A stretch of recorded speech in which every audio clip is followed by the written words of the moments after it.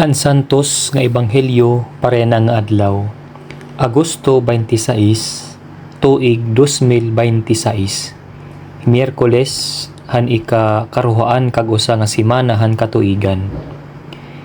Kinuha dida kan San Mateo kapitulo 23, bersikulo 27 tubtob 32. Nagsiring hi Jesus, kamakaradlok para iyo mga magturot duhan balaod ngan mga Pariseyo, mga salingkapaw. Sugad kamuhin mga lubnganan nga pinintaran hinbusag nga maupay pagkit-on hagawas, kundi puno hintulan hin mga patay ngan hindunot nga mga lawas sa sulod. Haamo man nga paagi, nakikita han nga tanan nga maupay kamo hagawas, kundi puno kamuhin pagkamalabyaw ngan mga sala hasakob. Kamakaradlok para iyo mga magturot duhan balaod ngan mga Pariseyo, mga salingkapaw. Naghihimo kamuhin makaruruyag nga mga lubnganan parahan mga manaragna, ngan ginaadornohan pa niyo an mga monumento hagton mga mag-upay an kinabuhi. Ngan nasaring kamo, kun kami an nabuhi han panahon han amon mga kapuy-apuyan, diri unta namon ginbubuhat an ginbuhat nira hinpagpatay han mga manaragna. Hapagyakan niyo hini, inuuyunan niyo nga kamo mga tulin hadton nagpatay han mga manaragna. Sanglit padayon ngan tapusan niyo an gintikangan han iyo mga kaapuy-apuyan. An Ebanghelyo han Ginoo. Pagdayawon ka o Kristo. Maupay nga oras mga kabugtuan ko didakan Kristo.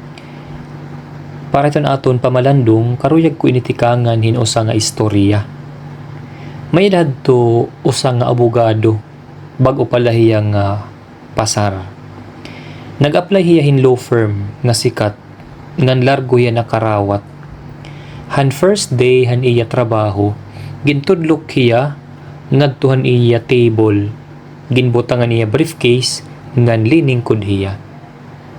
Waray pag-iha, may da tipadaraon ha iya nga lalaki ngan karuyag niya magpa-impress kay siyahan palahan iya adlawan iya pagtrabaho dahil nga law firm.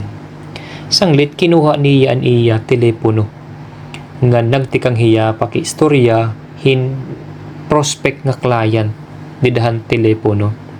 Hanarani na iya ang lalaki, iya inigin sinyasan nga lumingkod anay kay may dalahiya ka istorya. After pera ka seconds, iya naging baba ang telepono.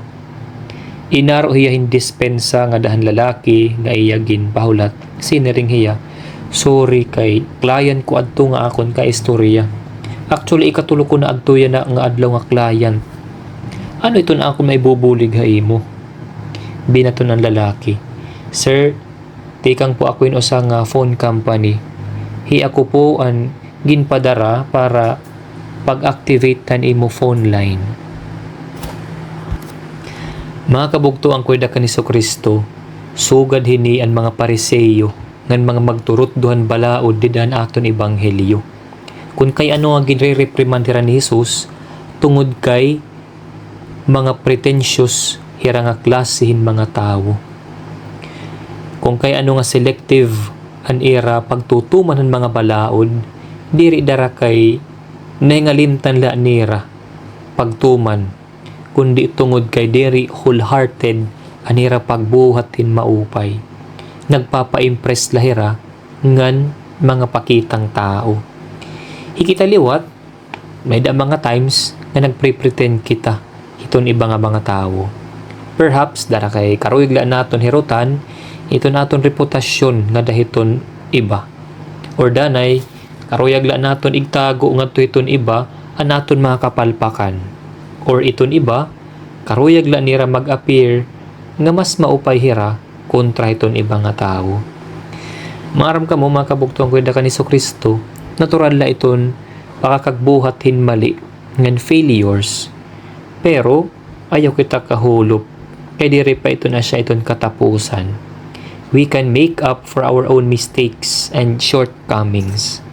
Usang paagi ni diri iton pagpretend, kundi iton mapainumsanon nga pag-admit ngan pagkarawat nga may ada kita mali.